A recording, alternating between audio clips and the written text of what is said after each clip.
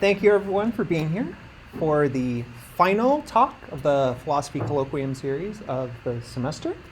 Our speaker today is Dr. Kirsten Pickering from Mount Tamalpais College, or just Mount Tam College. And the title of, sorry, I forgot to check your pronouns. She, her. She, her. The title of her talk today is Trust and Academic Community in Prison. Please join me in welcoming our speaker. Well, thank you all so much. I really appreciate the invitation to speak to you guys. I don't spend a lot of time in philosophy departments these days, and I did study philosophy as an undergraduate student and as a graduate student. But by the time I was finishing doing my PhD in philosophy, I actually had already gotten involved in the college that I'm going to talk about today that kind of inspires this talk. Basically, what I was doing at that point was helping that college to become independent. It had a partner. That college was closing, and if they hadn't become independent, then they would have had to close as well. So I started that work at the very end of my graduate training, and now I work at this independent college called Mount Tam College. So a little bit about where I work, because I think it'll help you to see sort of what inspired me to think about this topic. This college offers just one degree program. The degree program is an associate degree, so that's equivalent to like the first 2 years of what would be a 4-year degree here at UC Merced, for example. It's a liberal arts degree, so our students take a wide variety of courses through us. They take courses within the liberal arts broadly: psychology, history, lab sciences, art appreciation. They take a few math courses. Philosophy is required. Actually, we require 2 philosophy courses. So it's a very wide-ranging degree. And along with courses for credit that count toward that degree, we also offer a couple of college preparatory sequences. So a series of 2 to 3 courses in writing and math that kind of help folks to get their skills up to level where they feel comfortable in the credit courses. So that's what we do. Each semester, we have 3 semesters. We also place tutors. We place people to run a computer lab that happens several times a week, so folks can get on the computer and use that. We have other kinds of student support, like advising, academic accommodations, the basic stuff that you guys probably have here at UC Merced. We have that too. But what's most unusual about my college, and I assume the reason that Nigel, who I know invited me to speak today, is that it is inside of a state prison, inside San Quentin State Prison, now renamed San Quentin Rehabilitation Center, which is in Marin County. And you can see these pictures. I didn't make a whole PowerPoint. I just made some pictures because I thought it'd be easier to kind of get a sense of what I'm talking about, to have a little bit of visual. So in the middle there is the whole complex of the prison where I work. There's a baseball diamond. You can see there's kind of the buildings that are kind of long like that are all housing units. Here you can get an aerial view of just the part of the prison that has where we hold classes. So that building with the red roof there is where we hold our study hall. That building, kind of the low building next, like right in front of the red roofed building, is a trailer where we have 4 classrooms and where we hold classes. Okay, so we offer classes only to folks who are residents at San Quentin. Of the approximately 3,000 people who live at San Quentin, for each term, which we do 3 terms a year, about 250 of them take classes with us. We invite around 50 people to kind of join off our wait list every semester. So we continually get folks off our wait list, which is hundreds of people long. So it's an opportunity a lot of people want, and that's hard to get into. But it's not hard because we have a lot of requirements. Our only admissions requirements to get into college with us is that you have finished your high school diploma or you have a GED. That's it. And that you're not on death row. So you're on the main line in the main general population of San Quentin. So what do I do at this college? I currently work as an institutional researcher, which means I do kind of fairly basic research on our students. Like, how many students have enrolled? Like, what's their racial and gender and other demographic makeup, their age. you know, how many classes we offer, what our faculty demographics are. It's like not a super philosophical job. So I really appreciate this invitation because it's an opportunity for me to step back from my day-to-day work at the college and really think about something that's been worrying me about the work we do and about work that's, I think, other similar organizations do, and that where I think philosophy might be able to help, but we'll see. So thank you guys for listening, and looking forward to the Q&A. I'm sure folks will have really helpful things to say that I haven't thought of about this. Yeah, oh, I should say, I'm not really in a leadership role at the college, so this is just me thinking about my job and about the work we do. I'm just speaking for myself, so, you know, just keep that in mind. Okay, yeah, I hope that this will be helpful in a broader way, especially for folks who want to do work where they're doing something that I hope we're doing, which is combating marginalization. Okay, so the problem I have in mind that I want to talk to you guys about is related to trust. I have in mind trust between those of us who go into the prison and offer classes, offer advising, offer tutoring, folks who at this college, right, do the same things, right, and the students who we serve, the potential students. It's incredibly challenging to establish trust between such different groups of people in such a different position as our students are and as the folks who often come in as teachers and tutors and administrators. People in such different positions, it's hard to get them to trust. But I think it's important to have trust to achieve maybe the most ambitious goal of like what college sets out to do in the world. So that's why it's important. Before I move into that, let me just make sure folks get a chance to see a little bit about what this looks like. So these are pictures of the education area where we hold classes. So the outside of the education area. So this there is that flat building I mentioned that's like sort of right in front of the red roofed building where we have our study hall. This trailer has 4 classrooms in it, and these are our students who we've taken a picture of as they leave class, right? This is that red roofed building. Yeah, it's not very inviting. It's clearly a prison, right? But here are some students. They're chatting after some activity that we held. And here is the view to that baseball diamond from just behind you is the set of classrooms. There are a lot of geese that hang out on the baseball diamond at San Quentin. Yeah, there's also incarcerated gardeners who do a lot of like work to kind of make the area pretty, and people really volunteer a lot to do that.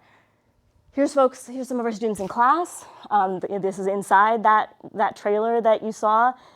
This is actually the space inside our study hall, but folks are holding a class in there, which sometimes happens. Here's a few pictures. Here's a study hall picture. This student is working within a little area where we used to have books in boxes, and now we've actually taken them out and made it look like a kind of bookstore type of space. He's working, and this student back here is working with a tutor. Here's some students in the biology with lab class. Like I said, we have lab sciences, we have general chemistry with lab, we have biology with lab. We sort of cycle through those classes.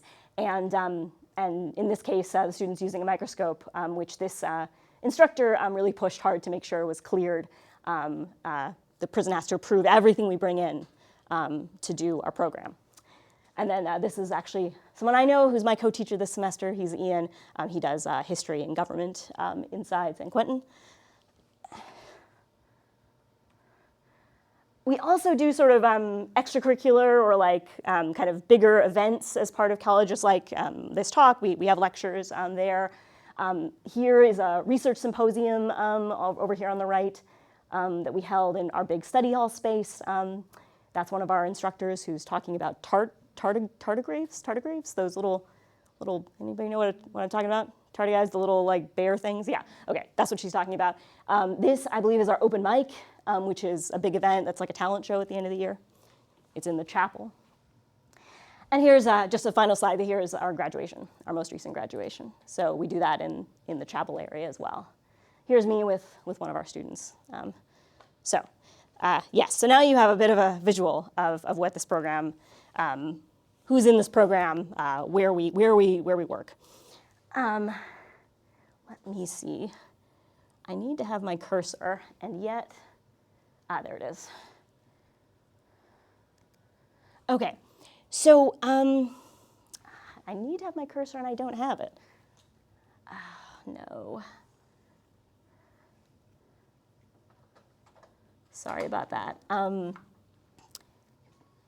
Maybe I'll just disconnect this. Is that okay? Yeah. Okay.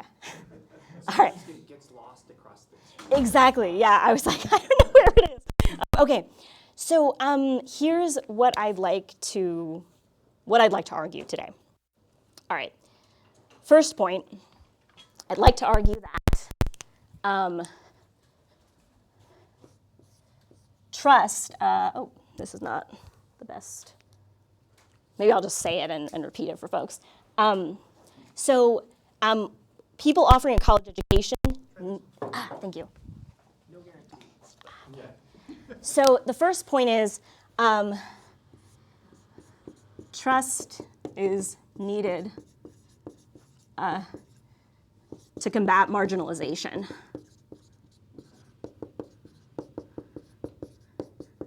So the ambition that I mentioned before, the sort of one goal I think that a lot of programs like ours have is to combat marginalization. We think our students are highly marginalized.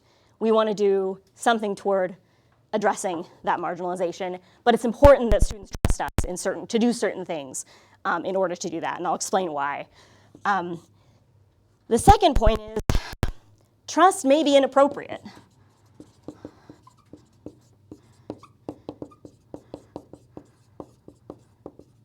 So it's not clear to me, we have really a lot of goodwill, a lot of good intentions. It's not clear to me, though, even given that it makes sense for students to trust us to do what they need to trust us to do if we were to combat marginalization together. Okay. In fact, other attitudes might be more appropriate. For example,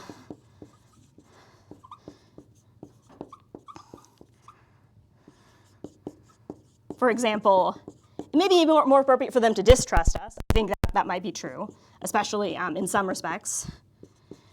Another attitude that might be appropriate for them is what I'm going to call grateful acceptance.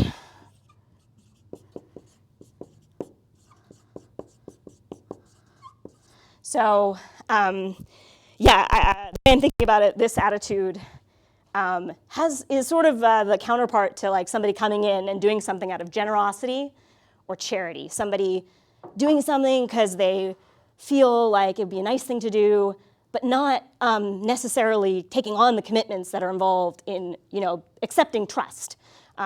So these might be more appropriate attitudes. But trust is still the goal.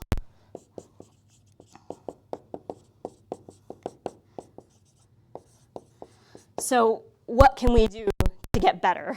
What can we do to get into a position where it is appropriate for students to trust us? That's kind of where I'll end, and I'll end on a kind of somewhat philosophical puzzle about it. That's the plan. Okay. So, right, again, organizations like ours rely on students' trust to have the best chance of combating marginalization. Given our respective positions, it may be inappropriate for students to trust us in the relevant way, and more appropriate for them to distrust us or to take an attitude of grateful acceptance to us. But still, our ultimate goal should be to establish trust, so we'll talk briefly about what you might be able to do that, and deal with or talk about an outstanding problem, which I don't know the answer to. Okay, so starting with the first point, that trust is needed to combat marginalization. People who offer programs in prisons and in a lot of maybe similar institutions, they could be educational, they could be cultural, they could be therapeutic, like helping you get over addiction or helping you to get over other kinds of behavioral issues, often share the goal, in addition to those specific goals they might have, of countering the marginalization of people who are incarcerated. Marginalization, I'm going to follow this philosopher called Iris Marion Young. She describes this as the condition of being excluded from useful participation in society, and especially from a role in the system of labor. So if you're marginalized, basically a wide range of people who control access to opportunities to participate in the system of labor are not going to give you that opportunity. So, hiring managers, admissions committees, if you want to be in a creative profession, agents, investors, if you want to be a businessman, they control those opportunities, and if you're marginalized, they're not going to give you that opportunity. They're not going to choose you for a job. They're not going to admit you to their school or to their graduate program. They're not going to invest time and money in what you're doing or in developing your talents. So I think marginalization can come in degrees. Like you can maybe be more or less marginalized. There could be fewer or more people who sort of are going to give you those opportunities or give you a chance. You could be marginal within the legitimate system of labor, like within formal kind of academic or job opportunities, but not marginal in like an underground economy, for example. Maybe your skills are really appreciated by folks who are doing things that are underground. But nevertheless, like there's lots of people who are marginal in one or the other way. Marginalization, I think, is Young understands it doesn't have to be because people dislike you or that they're malicious toward you. They might rightly see that it'll be harder for you to do whatever the job is or take the opportunity because other people are also going to deny you the ability to collaborate, right? It can happen that they just think like, yeah, you're gonna have a harder time in this banking business. Say, a person who, I don't know, dresses in a gender non-conforming way, right? You're gonna have a harder time relating to our customers and just doing what you need to do in this job, so I'm just not gonna give you that opportunity. I'm gonna say like, yeah, sorry, I'll go with the other candidate. So, they might have sympathy, but ultimately that doesn't move them to do it, to give you the opportunity. So, yeah, but still the harm to you is the same. Like, it doesn't matter if it's because they're just worried you won't be able to do the job well. If person after person doesn't give you an opportunity to be part of the labor system, then you're in a tough situation. A significant part of the population of the United States is marginalized in this sense. In a lot of cases, this is a result of conditions that they didn't have anything to do with, that they don't really control. They might have lacked educational opportunities in childhood. They might have been dealing with unstable housing and so just not be able to kind of stay in those systems.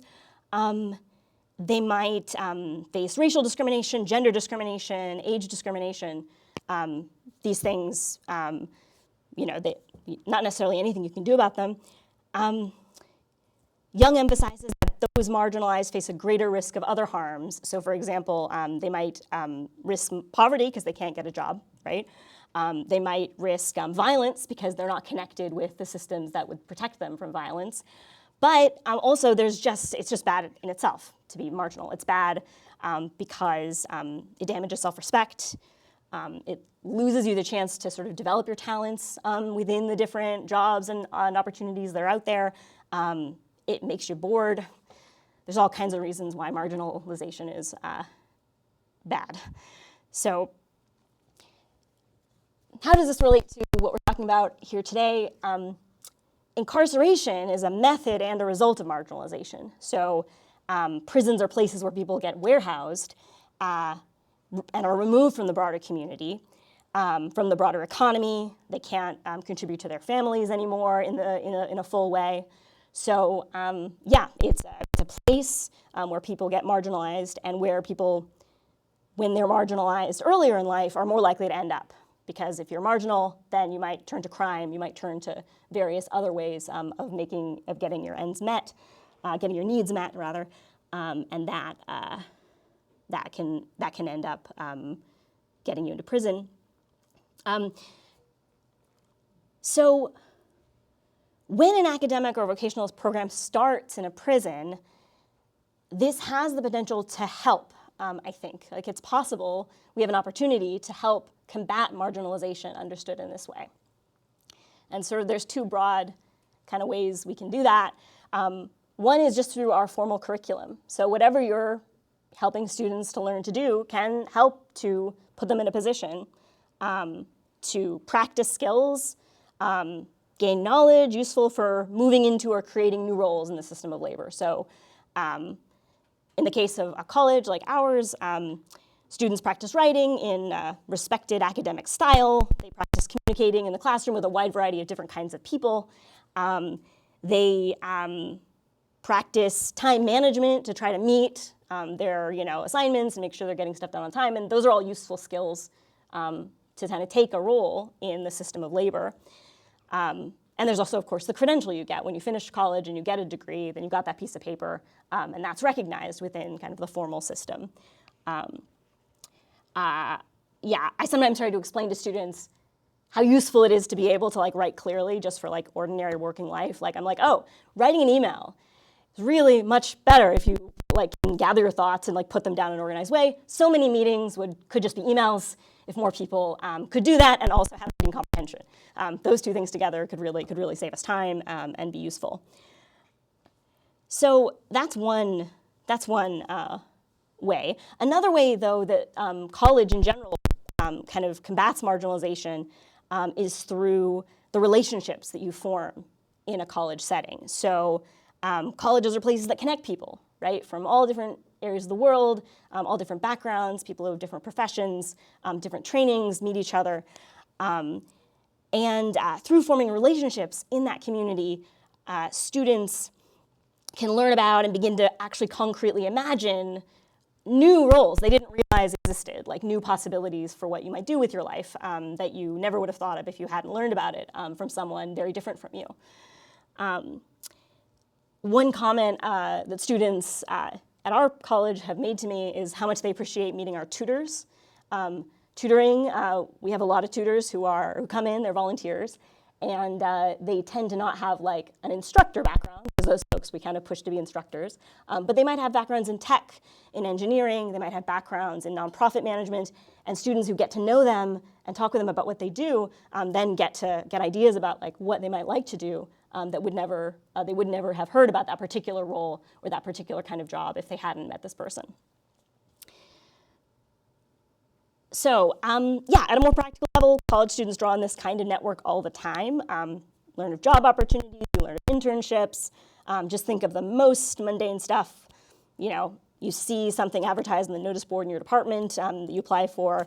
You get a job at the same place your dorm mate works. You decide to pursue a career that you heard about in a colloquium lecture. Any number of things can kind of connect you to the system of labor and prepare you to occupy a role in that system. Okay, so that's all to say, being at college can help you to avoid marginalization, to escape marginalization, to find your place in a bigger system of people who are cooperating to bring about something good. But what role does trust play in this? And so here I want to kind of step back a little bit and just talk about what trust is. What do philosophers think trust is? No, I've got the wrong one maybe. Oh, yes.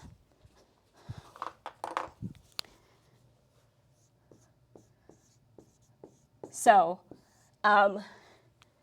what's trust? Philosophers often say it has two parts, okay? And I'm going to be talking specifically about trusting someone to do something.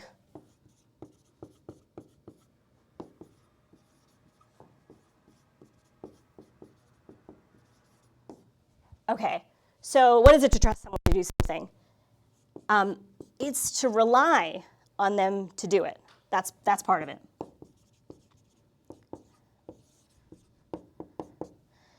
And what does that mean? Well, this morning I was taking an Uber to the station to come down here, and I trusted that an Uber driver would pick me up. They hadn't made any commitment to me. Like, I didn't know who was going to take the request. I just knew that when I did the request that, I believed, I sort of acted as if it was going to happen, that someone was going to take the request, and they were going to pick me up. And I did that even though I knew that if they failed me, then I would miss the train, and I would be late to come here, and it would be a disaster. I relied on an Uber driver to pick me up because I know the app works. I know that San Francisco has a lot of people who work at Uber and who are around and who can do it. They don't make any commitment to me, though. They don't. If no one takes my request, I might be disappointed. I might be upset. I might be calling people, being like, what do I do? But I won't think they betrayed me. I won't feel that they owe me an apology. There will be nothing like that going on. But one part of trust is reliance. One part of trust is acting like they're gonna do the thing, making your plans, doing what you're gonna do around them doing the thing. Okay. The second part of trust, there's like different people who think different things about it. It's for my purposes, I don't know that it matters the details, but I'm going to go with a specific account of trust that has the second part be commitment. So to trust them is to rely on them to do it and to take them to have a commitment to do it. Maybe more substantively, it's to rely on them to do it because you take them to have a commitment to do it.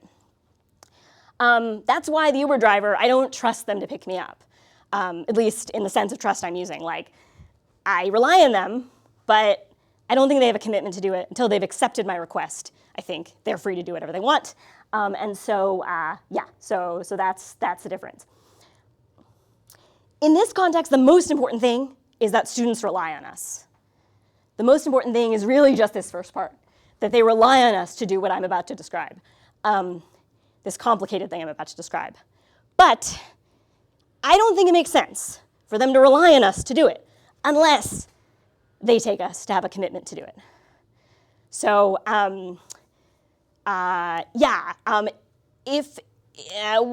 don't think we're that. Maybe I'll wait. Okay. So, what is it to have a commitment to do it?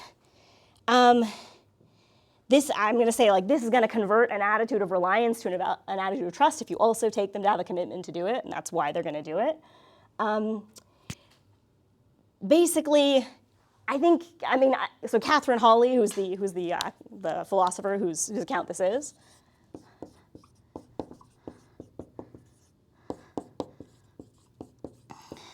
she thinks this is like the kind of thing that's not just a matter of what you intend, what your attitude is toward me, whether you like me, anything like that. It's more like having made a promise. It's more like having a kind of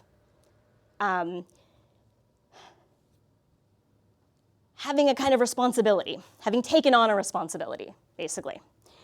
So that's what this is. And you can take on a responsibility and like not intend to do it. Has anyone ever done this before? Yes? Where you say like, yeah, I'm going to do that, and you know you've taken on a commitment, and you know when you don't do it, they're going to be mad at you, and they're right to be mad at you, but still, like, you do it, right? So you might not have the psychology, like you might not like intend, you might not plan, and so on, but still, by making a promise, you made a commitment, right? You have a responsibility now. So the basic problem, I'm going to say, for us, working in an institution like a prison, working with a population of students who have very different life circumstances than many of our teachers, many of our administrators, is that it's hard to get this part. It's hard to take on a commitment, actually, in this circumstance. It's hard for them to believe that you've taken on a commitment. So that's a little preview. See how much time I have. How much time do I have left? 15 minutes? Yeah. Good, okay. Great, we're moving right along. Okay. All right, so backing up a little bit. in a college environment, I think that when colleges succeed in what they want to do, it's because students trust them in this sense. They take them to have a responsibility to them, and they rely on them to fulfill that responsibility. And what they trust them to do is roughly this. And folks who are in college now can tell me whether they agree that they do this. They trust the representatives of their college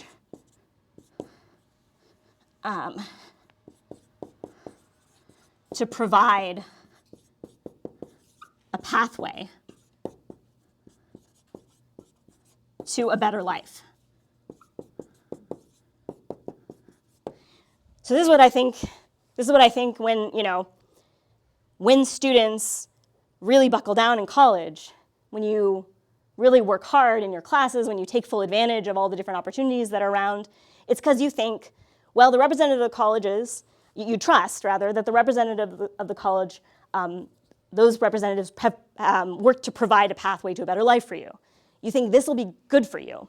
And you trust that it'll be good for you because you trust the folks who are setting up this institution, who have set up the classes, who have set up what I described earlier as more of like the extracurricular things, the like information, the like connections to jobs, the connections to internships. You trust that those things have been set up to provide a pathway to a better life.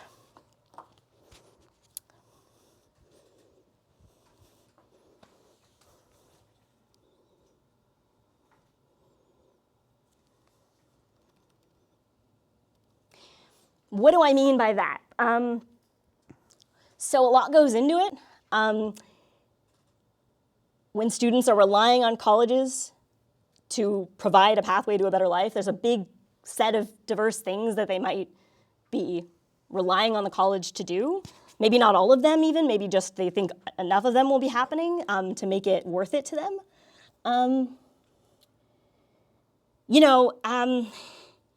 It's things like accurately assessing the value of the kinds of skills you're learning in your general philosophy classes or in your English classes.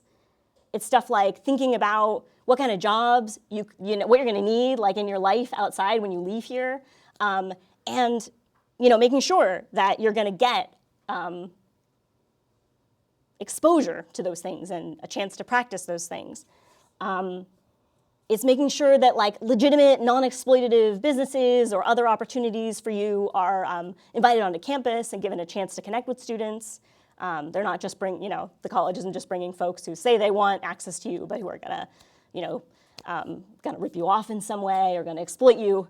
No, they're like vetting, organizations trying to connect you with them and making it the case that they're the ones on campus.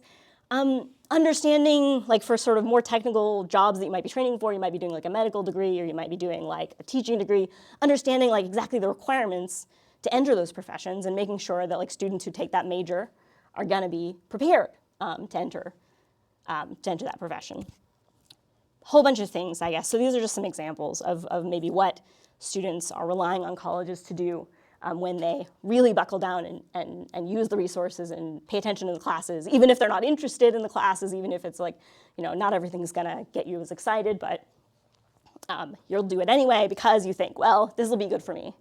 On the whole, this will be good for me. So that's what I think students trust colleges to do. I think that that combats marginalization because it causes you to work hard in what you're doing as a student. It causes you to do your part toward getting a better life by taking advantage of what's here. If you did not think they had a commitment to that, if you thought their motives might be mixed, if you thought that it's going to be a bit of an accident whether you get what you need, you might not focus as much in your classes. You might not take all the steps it takes to get trained and go into this or that internship. You might think it's a waste of your time, or it could be a waste of your time, and it will really like sap your motivation to take full advantage of what you have here if you don't really trust that it's, on the whole, going to be better for you. So I think this is the problem in our context, whether this kind of trust is appropriate for our students. And, and I want to say like something that's a bit of a caveat. Like we go in and we run classes, right? And we run open mic, which is like a talent show, and we run study hall. And people get a chance to talk about interesting things and spend some time productively, read interesting things, get to know their fellow students, just generally enjoy the process of learning, like in itself. And that can be fun too. And that's good too. So when I say I worry about this ambitious goal, like not being able to be met or like us having to kind of work on it, I don't mean that there's not anything good. There's lots of other good things that you could be doing by offering classes and offering activities. But there's maybe a problem with students really going into it and planning out their life and spending years sometimes in this program and really applying themselves if they are not sure that you have this broader commitment to them that I'm describing here. Okay. So, final part, what's it take to have this kind of trust?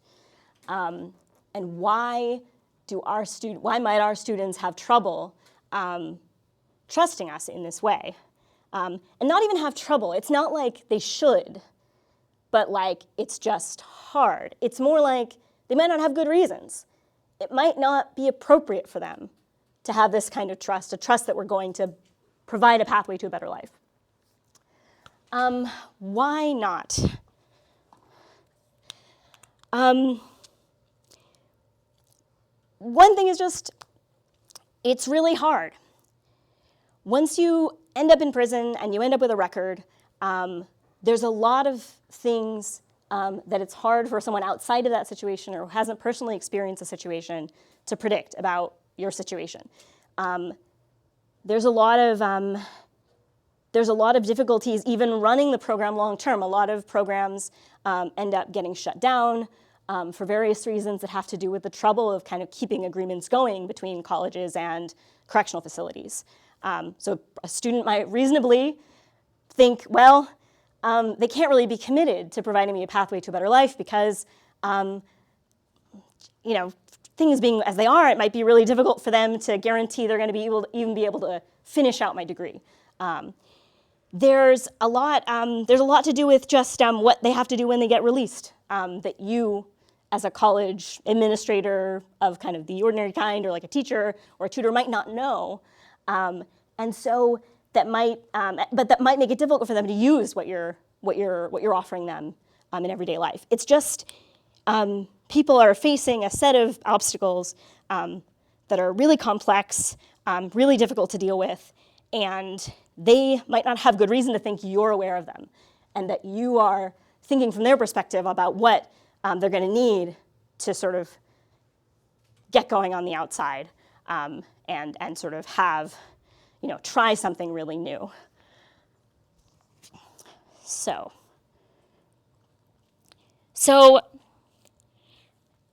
if you're inside, maybe you've never been to college, this is the first time you're experiencing this, there are all these questions about the motivations of the folks coming in, and all these questions about what they could be committed to. It's hard to believe that they could have this commitment, given that it's a very complex thing to provide a pathway to a better life out of this situation. So this is the main difficulty that I see. You could sort of break it down like, well, about whether they want to meet that commitment, that broader commitment to you of giving you a pathway to a better life. In some cases, maybe they don't. Maybe they are there kind of as a result of a charitable or generous impulse.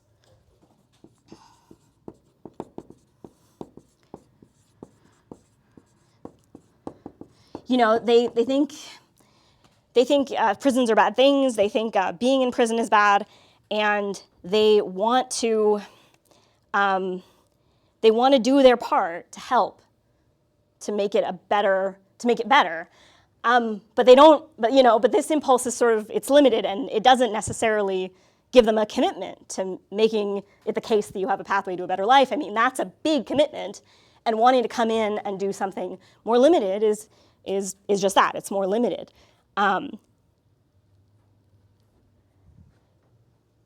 If you're facing someone who sort of wants to do something good for you out of a generous impulse, it can feel inappropriate to be upset if they can't follow through, to sort of hold them accountable if they don't show up one week. It can be just the kind of thing that would seem ungrateful or would seem, like you're putting too much pressure on this relationship. Like they're there to do something nice for you, and the main thing you should do is have a kind of attitude of grateful acceptance. You should see what they're prepared to do for you. You should see what they want to offer you when that you show up. You'll see if it's useful to you, but you're not going to trust that they know what's good for you, or trust that you need to kind of follow through and like do a lot of work to kind of keep at it in this environment. Instead, you'll have an attitude of grateful acceptance.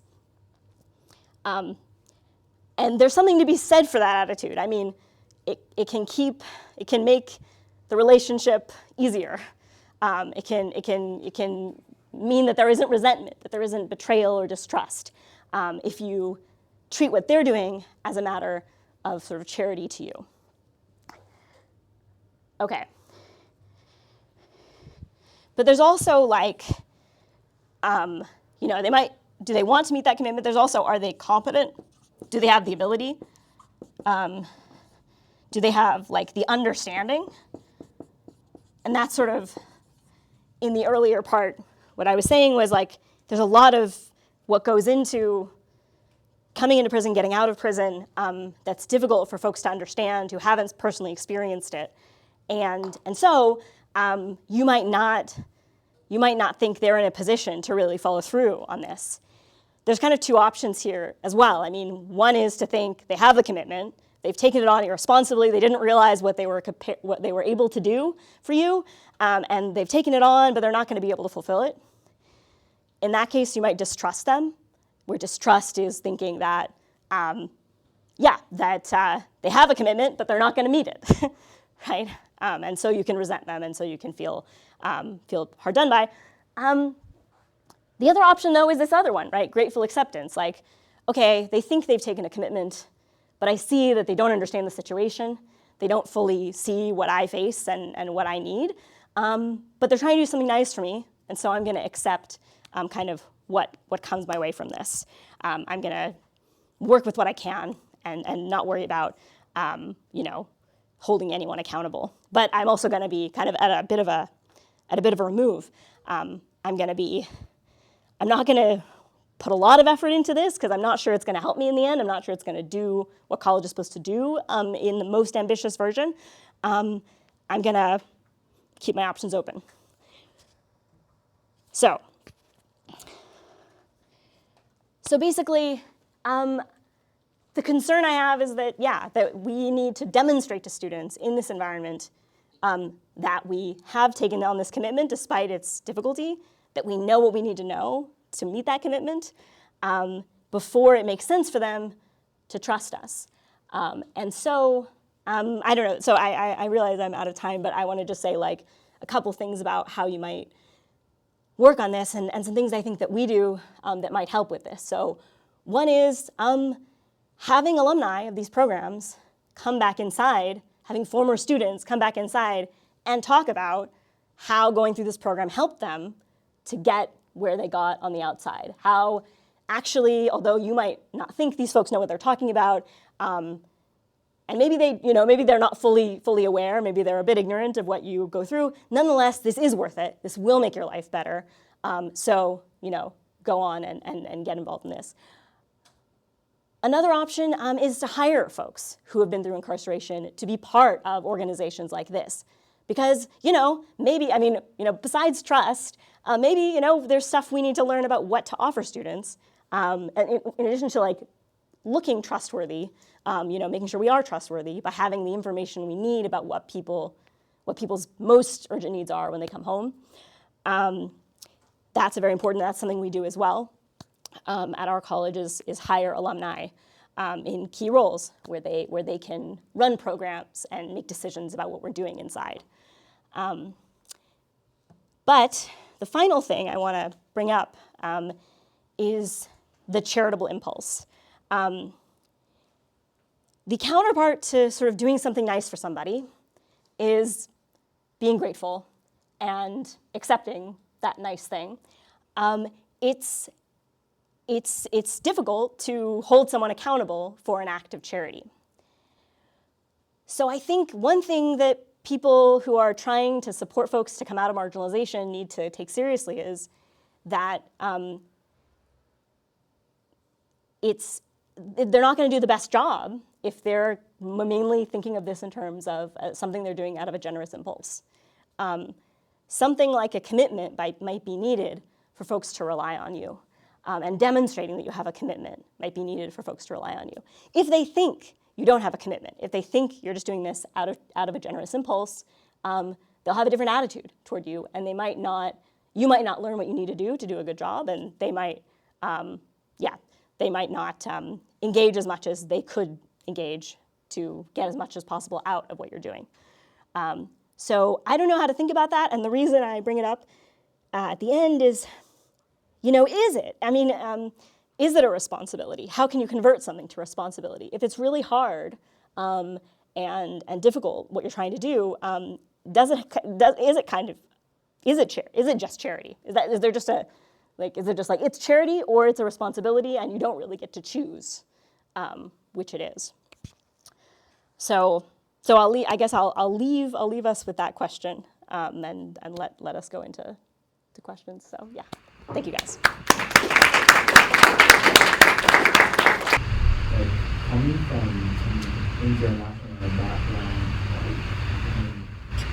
penitentiary systems are quite different. Yep.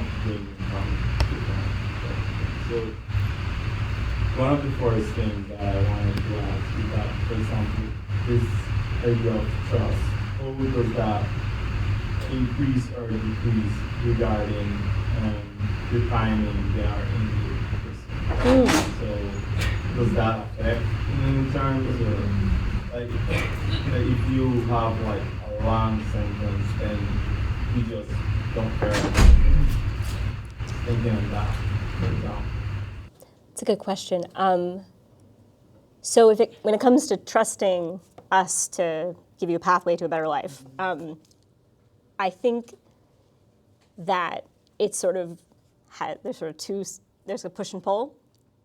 On the one hand, if you've interacted with a program longer and you've seen that they've come back again and again, semester after semester, you've seen maybe some ways that they've supported you to even have a better life while you're in prison, then that can sort of build your confidence, right? That they know what they're doing, they know what would be involved in supporting me to have a better life, and so maybe they do have a commitment, and maybe I can trust them. I think, if you're earlier in your sentence and you haven't had much experience with this particular program, that'll be harder, right? But on the other hand, if you have a longer sentence, it's also harder to imagine the world on the outside and what you're going to need to get back into your community, to get a good job, to support yourself, maybe to continue your education, could have changed a lot, like technology, right? Like just what skills you need to survive out there. And so that can also decrease your confidence. Like, do these folks know how far I am from where I need to be, and do they have the skills to sort of and the resources to help me? So I think it's complicated. Yeah, it's a great question. Other student questions? Yeah. I have a question. So with one of your proposals to generate trust was to bring alumnus, right? So if I'm trying to think, if I was a prisoner and they bring in alumnus, how would I know that they're like an alumnus? Yeah, they would tell you. Well, it was just like, oh no, you falsified documents, or just they're trying to avoid me and sort of doing something, right? Yeah, I mean, I should say distrust is a very common attitude inside, and distrust of quite extravagant kinds. So there probably have been a few people who've thought the folks we bring in, like, I don't know, man, I'm not sure they're for real. I'm not sure they're legit, alums. Maybe they had a few years, but like, were they OGs? Were they really like, did they spend a long time, like I am? And so I think the more exposure you have, maybe the more you'll trust. But I think that's possible. Yeah, that there's an emotional danger to trusting. So I think sometimes people do what they can to avoid it by stacking up the reasons why this is not good evidence that they have a commitment, if that makes sense. Yeah, but was there another question in there? Yeah. I want to tell a little story actually about student distrust. I mean, I've had students who have been very open with me about the level to which they trust me, and I have one particular student I have in mind who, it was like a series of interactions. The first time I talked to him, he seemed very friendly and very gregarious. He talked to me a lot about what he wanted out of college, but he told me that his mother was having trouble getting his letters, which had important information for her to access COVID benefits. He thought his mail was being messed with, and so he asked me if I would help him by putting a letter from him in the U.S. Postal Service mailbox. And I said, no, I can't do that. That's actually against the rules. I can't like deliver your mail. And also like be careful, don't get in trouble by asking this kind of thing. Some time passes. I notice he's not as friendly to me over time. I notice when I run into him, he's less likely to talk to me. But then he comes up to me later and says, I've been observing you for a long time. I've been thinking I thought I had good instincts and I thought you were trustworthy. But then you said that thing about how I might get in trouble if I go around asking people to deliver my mail. And I thought oh, she's probably some kind of cop. Like she's probably in with the cops. Like she's probably going to get me in trouble and report me for having asked her to do this thing. And I said, well, no, I'm not going to do that. I'm here to run a college. That's what I'm here to do. Help you to get on your way, to help you to kind of improve your life, not to turn you in. He's very friendly to me for a while. He's very friendly again. Something else happens. I don't know what it is, but eventually he gets cold again and comes up to me after a while of being cold and says, I've been observing you and I thought, she's just about the job. She's just here for the paycheck. That's all she's here for. She doesn't care about us. I probably refused something extra to do for him that he wanted. But I've been observing you and I've decided, you know what, no, your heart's really in this. You really have a commitment to me. So yeah, so you see, the people kind of like pulling away and getting colder, and the way people kind of disengage when distrust is triggered. Yeah, it's a really tangible thing in the dynamics inside. So.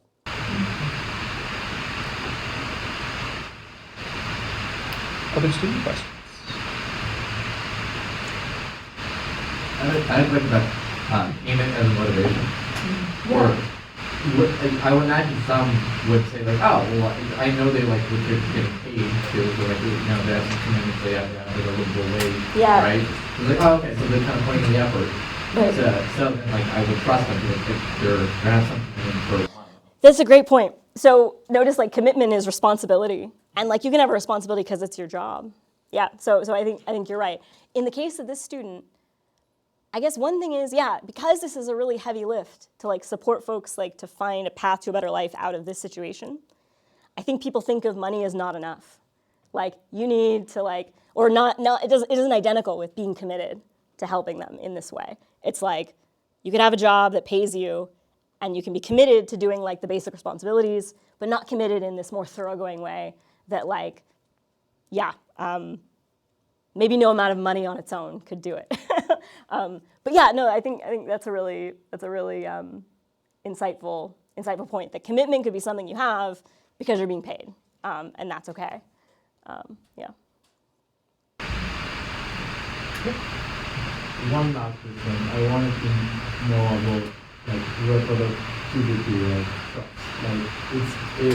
What happens if you have somebody who you trust, can that reproduce easily, or will it just fade to certain distance, or what happened with something like that?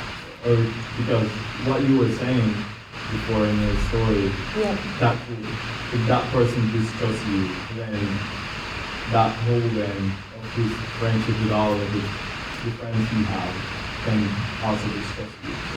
Right.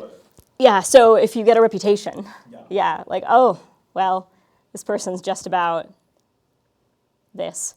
They don't really have a commitment of the kind that they need. Then yeah, that can spread, and it's a closed system. It's a closed environment. It's like high school. Everybody talks to everybody, and anything you tell anybody could end up anywhere. So I think that's true. Like that, one person distrusting you can have implications for a lot of other people and how they feel about you. Of course, their relationships with each other matter too. If people don't trust that person, which happens, students don't always trust their peers, then that can limit the damage. But yeah.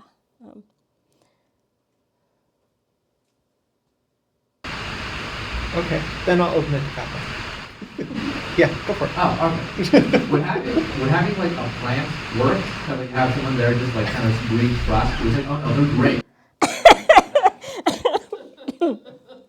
A plant, yes.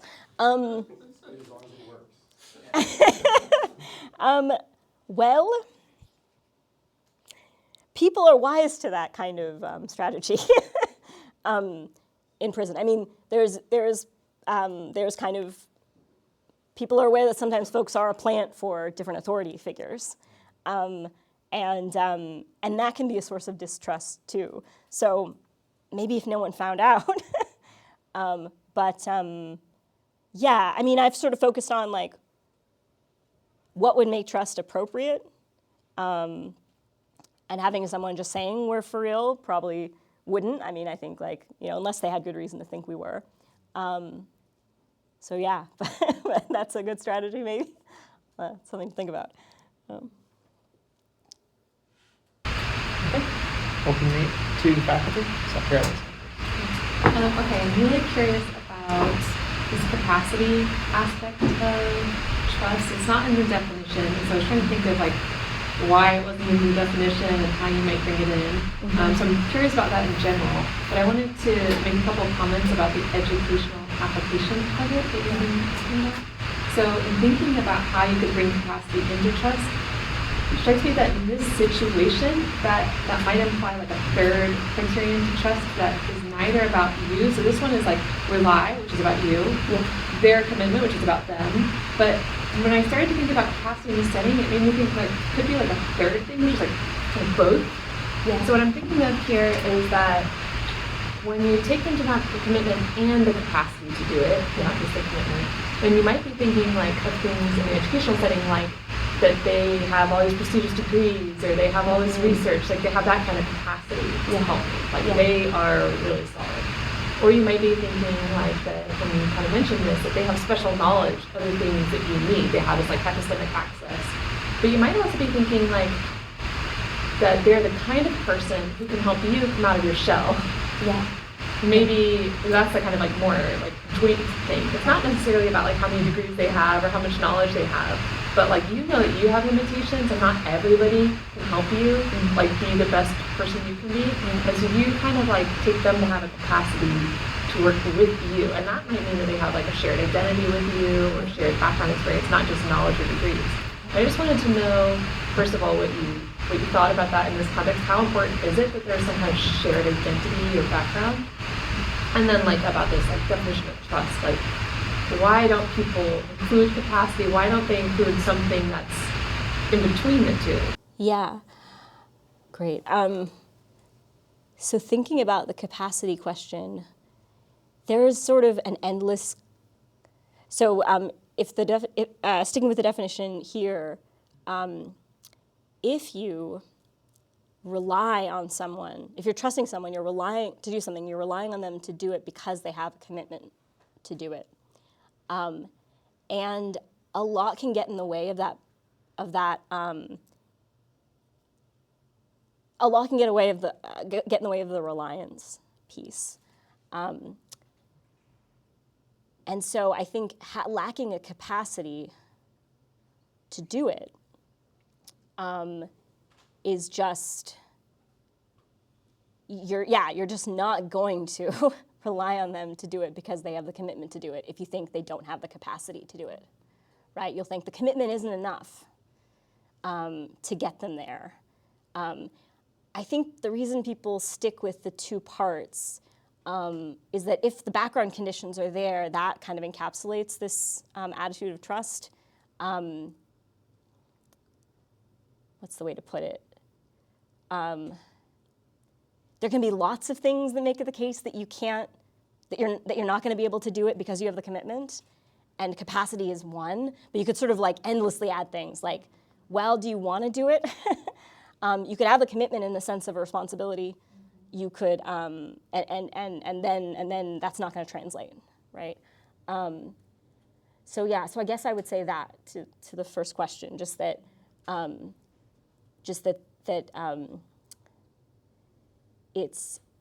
there might be hidden background conditions of all kinds, including not just your capacity, but the information you have, or whether someone's going to get in your way, right? And if I'm aware of those things, then I won't rely on you, despite thinking maybe that you have a commitment. It's interesting, though, because, yeah, classically, people take it that when you think you have when I think you have a commitment, but I don't rely on you, I don't think you're going to do it because of that, that I distrust you. So maybe there's situations where maybe that's a bit strange, because you sort of think, well, if it's not your fault, you you have the responsibility, but you don't live up to it, then I shouldn't resent you or think you owe me an apology. Maybe it's an excuse kind of situation in that like, if it weren't the case, that it's out of your control. So I think that's sort of the best I can do there. When it comes to how important it is to share kind of identities and to share backgrounds, I mean, I think this is such a huge lift in a way that I think it often is important. I mean, whether someone can make vivid and alive to you a possible role in the system of labor that you wouldn't have thought of, that you didn't know about, depends on a lot of things, and sometimes what it depends on is them having a sense of where you come from in some specific way, and that might be any number of things. So yeah, we sort of track the diversity of our faculty along many dimensions for this reason, and I think increasingly people worry about that, like whether or not we're reaching everybody who could benefit and who could do a good job in the ways our institutions are set up. So yeah, I think it's important. Can I ask a follow-up question? Yeah. Have you tracked whether faculty who have a family member who's incarcerated have been more effective? Not whether they've been more effective, but we do ask faculty whether they have experience with the criminal punishment system, and even something as fine-grained as like whether they have friends and family, whether they themselves are formerly incarcerated, whether their system impacted. And in the longer term, I think we do want to know how does that influence how they teach, and how does that influence how students react to them. So yeah, we do care about that.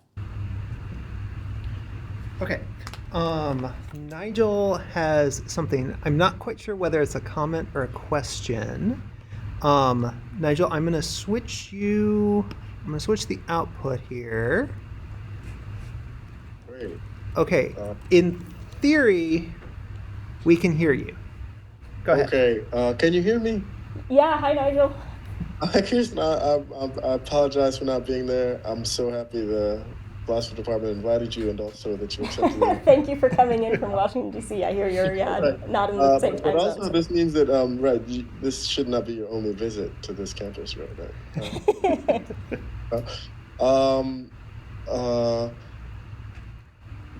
You mentioned that there's great demand for students entering into the MTC, the program. Yes. And it's true that demand is not just within San Quentin, but San Quentin is in the Bay Area, but most of the prisons are here surrounding our campus where you are now. Yes. And of course, word travels that kind of program exists, and so those who here also seek and desire something like that kind of program. So the importance of you giving this great talk today is quite palpable in this here.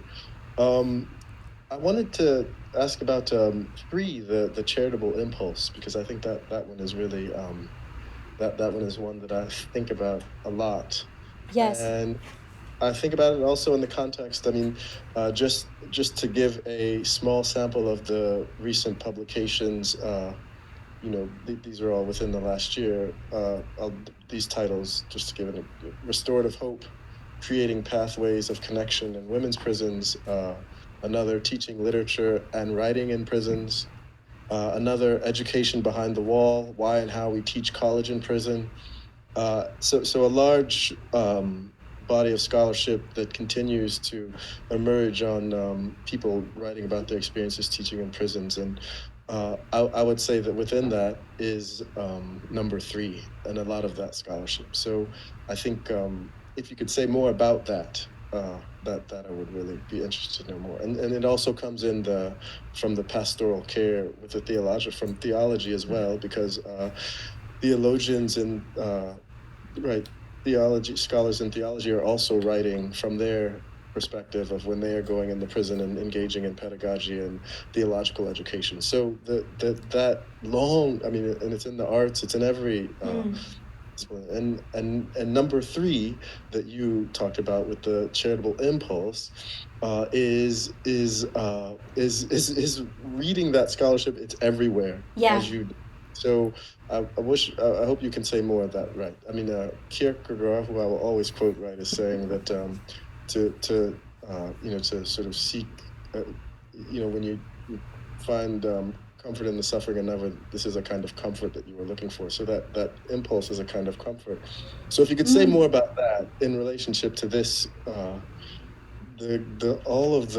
everyone going into the prison and doing what they see as good, and then now producing this scholarship, which is very much imbued with number three. So I'd like to hear you talk about that. And then the other is, I'd just like to push back on you when you are talking about your position and saying it's not super philosophical, right? But I'm like, what? I don't. I'm saying that I disagree with. But so maybe you could, and then you did say after that, right? I want to talk about where philosophy can be of help, or where I think philosophy has possibility. So those two things, number three, and then the philosophy. Yeah. Thank you. So the charitable impulse, I don't know if everything, I agree with you that it's everywhere in folks who are engaging in serving folks in prison from like a community perspective. So folks who aren't, necessarily, they don't work in a prison, they aren't staff there, they have other passions and interests, but they start programs or they go in to serve people.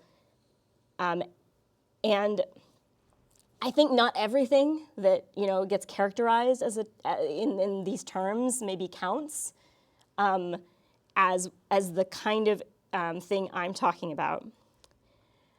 I feel like to get a grip on the distinction, Catherine Hawley has this great example of maybe your partner makes dinner every night. And they can approach it as a commitment of theirs to you, like that they're going to make dinner every night, and you're going to, you're going to get that benefit. And then it would be appropriate for you to hold them accountable for doing that, to blame them, to sort of, feel not just disappointed, but maybe a little betrayed if like they suddenly stop doing it for a while. But there's also a way of approaching that kind of activity where you're treating it as something that is not a commitment, and you think, I'm doing it because I want to, and I want you as the beneficiary to sort of treat it that way as well, and not be upset or not blame me if I fail to do it. And the thing that impresses me about our situation is I don't think folks who go in are like the person who's saying they want to make dinner but not be kind of committed. and not be blamed if they don't do it. I think they often take themselves to have quite a serious commitment to doing it, and they sort of wouldn't engage in something so complicated if they didn't think that that they were committed. But I think sometimes folks inside think it's too much to expect. I think that can happen too. It's not just up to me whether I have a commitment. Somebody has to accept that I have the commitment. And if it's so difficult to sort of do what we're talking about here in this context, and there's so much stacked against you, then it might be, they might not accept that you, a free person who can leave any time, who could get any kind of job, who could move on to anything, is committed in the long-term way that you need for this kind of commitment. They might want to just say, like, let me treat it like you're making dinner for me, and that's nice of you, and I appreciate it. So I think, I feel like this push and pull is interesting to me, like the way that having a commitment relies on the person you're committed to as well. Like if your mom says like she's gonna come to college and like do all your laundry for a year and fold your underwear, like you can say no. You can say, that's too much, you shouldn't do that, I don't want you to do that, live your life, and I think that's, there's a lot of stuff that could change to make it less like that, where people could rely on you, where they could accept your commitment, and it might require changes to the prison system in the United States. I mean, the prison system in the United States is they're closed institutions, where it's very difficult to get anything going and keep anything going, where there are information silos, it's really hard to do this work. If it were easier, and the folks there knew that, then they might accept not in a grateful acceptance way, but in a like, you're committed to me and I'm gonna hold you accountable way, and I'm gonna tell you what I need, and I'm gonna ask you for things, and so on. So yeah, I don't know if that, I think there's a lot in what you said, Nigel, about like what people get out of charitable efforts psychologically, that's really interesting. And I don't know as much what I have to say about that, but I think it might be that not having a commitment is important to some of that psychologically, is important to feeling the kind of gratification you can feel from just doing a nice thing. And once you have a commitment, it becomes serious in a way that even if you're still doing something good, like it's less gratifying in the way of charity or generosity. So it's a problem. Yeah. The philosophical point, I guess, is like what this is. Like, I guess, is this, when you decide to devote yourself to this as a career, or you decide to like go in and teach long term, like, what are you doing? And is it charity, or is it something where you have a commitment? Charity in the sense that doesn't involve a commitment, or is it something where you're taking on a commitment? So I hope that. Yes, that's very. Yes, absolutely. Okay. In the back of the. And yeah. But now you as philosopher. I think this is related because it's about whether commitment. I'm wondering whether commitment is that important. Yeah. Because, so what is commitment? Commitment is where you've got a responsibility, it's appropriate to blame you if you don't do it, and it's kind of the opposite of just being nice. You're being, if you're just nice and you give somebody some, you donate some money or something, it's a nice thing, but it wouldn't make sense to blame you if you didn't or be mad at you. So commitment is where it makes sense to be mad at you if you don't do it and stuff. So I'm thinking, how do you get commitments in that sense? Yeah. One classic way to get commitments in that sense is to make a promise. Yeah. If you say, I'm going to do this, that's a way of getting a commitment. And then if you don't do it, people should be mad at you. Well, why don't you solve your problem by having everybody, there's the promise ceremony at the beginning of the semester, and everybody comes out, all the volunteers and everybody else who's working comes out and says, I promise that I'm going to do this for the whole semester, or whatever. I think even though that looks like it would be taking on a commitment, I feel like it wouldn't help very much. Because based on what that guy said to you, you know, that guy, I feel like that guy, maybe he would agree that you have a commitment. Because it would, you know, it would be a betrayal if you didn't do it and stuff. But that's not what they're looking for. I mean, you're still unreliable in a way. So it is also paying somebody to do something is a way of giving them a commitment. Yeah. But that guy said, you're just in it for the money. That's a way of saying you have a commitment to do it because you're being paid to do it, but that's not enough for me to rely on you. Right. So I'm wondering, what is the real source of reliability? It looks like maybe it's not commitment, but something else. Yeah. Maybe thinking about that guy could even show you, what did he see that made him start relying on you? Not a commitment, because you already had that. Something else. I mean, he needs to rely on me because I have the commitment to trust me. Yes, I know, but I'm saying, why is trust in that sense so important? Why is it so important that he rely on you because you have a commitment rather than for some other reason? It's just important that he rely on me to do this, right? And I've suggested that I'm only going to do this kind of thing, me and the group of people who are doing this are only going to do it if we have a commitment.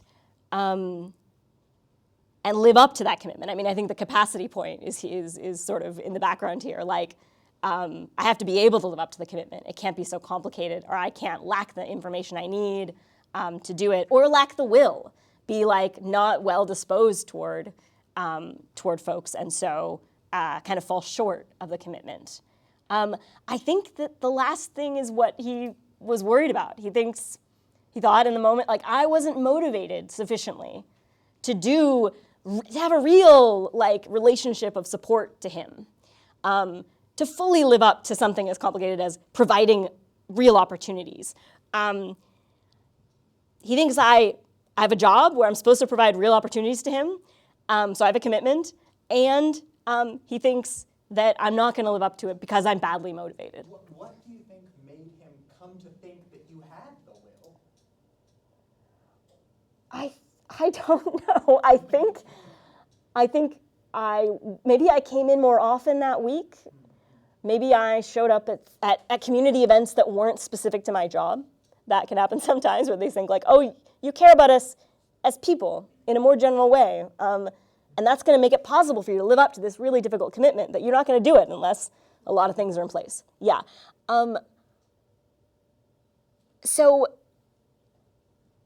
Or just being interested in a disinterested way, being interested in what he had to say, as a person. Yeah. What I'm thinking is, we have just a few minutes left. One more question. Okay, one more minute. If he's got that, isn't the commitment unimportant? He knows you'll keep coming in because you're interested in him. Yeah. It doesn't matter whether you have a job or you're getting paid or you have a commitment. If you're interested in him, that's enough. But sorry. Yeah. No, that's interesting. I'll think about that more. I mean, I feel like what my interest reveals is the kind of commitment, is that I understand the commitment as he understands it, maybe. I don't think of it as something less, which he's going to distrust me, so he thinks I'm wrong to think of it as something less. But he sees that I take myself to have the commitment he thinks I have by the behavior I exhibited. Maybe? Anyway, yeah, sorry. Him. Yeah, and maybe that's actually what I think this could address both. So it feels like there's a couple of words sort of missing from the conversation, which is community and togetherness. I mean, the fact that you're continuing to show up revealed that you had actually wanted to be there in community with him. So I want to wrap this around to a marginalization thing. So the target here is trust is needed so that people can stop being marginalized from a civic community, namely the labour market. But your job is to create an epistemic teaching community, which is a community that it's necessary for them to become members of and pass through in order to join the civic community. And the reason I raise this is because we're talking about trust and power, and one of the reasons why I would think if I were a prisoner and I wouldn't want to trust these academics coming in to talk to me is because of the power that they have over me. And so in order to establish that you're not an authoritarian figure with respect to them who they should fundamentally distrust, because you always have this position of power, right? We take steps to try to create a mutual and reciprocal relationship where we're both occupying places in a community together. So I wonder what you think of the suggestion that it's not just there's like two kinds of trust that you're trying to build, right? That pertain to two different kinds of communities, that it's necessary for them to pass through kind of stepwise in order to get on this path for a better life. So they're marginalized as prisoners, both from the epistemic academic community. They can't come to UCMC, so they can't get on that path by themselves. They're also marginalized from civic community because they're incarcerated. They're being prevented from participating in civic life. And as a college professor in a prison, it seems like you're the gatekeeper to their joining an academic community that gives them the keys to join the civic community. So it seems like there's different kinds of trust that you're trying to build. One, you need them to trust that you think that they should join your civic community, but you're also trying to get them to trust that you want them to join your educational community. And those are different.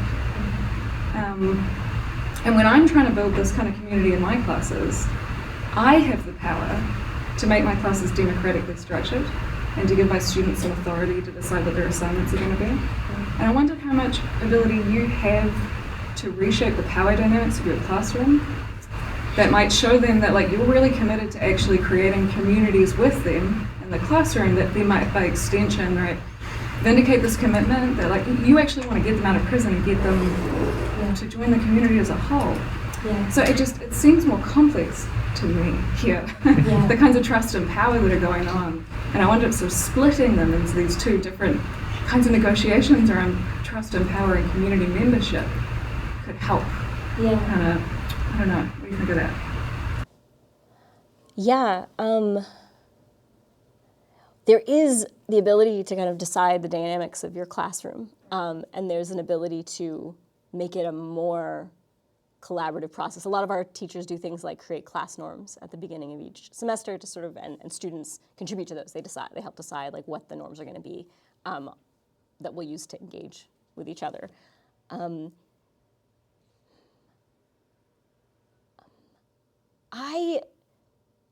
I'm skeptical, I guess. So I think those are different. And I wonder whether by demonstrating that you are committed to being an academic community with students, if that is a step toward demonstrating that you're going to provide them with a pathway to a better life. Because the classroom is such an isolated kind of setting, and you can have a democratic, non-authoritarian kind of atmosphere, but they can doubt that you're going to have any meaningful impact on their ability to get a job when they get out or to rejoin the civic community fully. And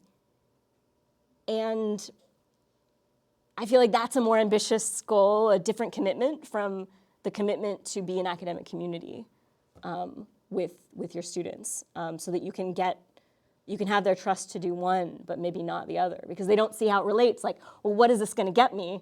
Having been in an academic community with you, is that going to make me, are people going to give me a job? Like, will your colleagues who've never met me accept me into their graduate program if they've never, been in that community with me? I think it's really good. I think it's a good thing, but it might not inspire students. It might inspire students. I guess one thing is, if what we need is for them to fully engage in this opportunity, to get as many skills as they can, to do as well as they can, which is sort of the only way we can combat marginalization. It's just a part of the calculus, like, because lots of stuff has to cooperate for folks to really be okay later. I guess, just the love of being in that academic community, maybe that is enough to get you invested. So maybe I'm coming around a little bit to seeing, like, maybe in the classroom environment, that could get you really invested. And then you'll learn more, you'll learn better, you'll take on everything you can. it might not cause you to like look for a job in something really unusual. I don't know. It might, I mean, you might kind of go into something you trust that you did before. You're better at writing and communicating, but you're not going to try to be a manager, or you're not going to try to go for the more risky future role. They might not give you that confidence. So. Yeah, no, that's great. But thank you for the questions. Great question. Please join me in thanking our speaker one more time.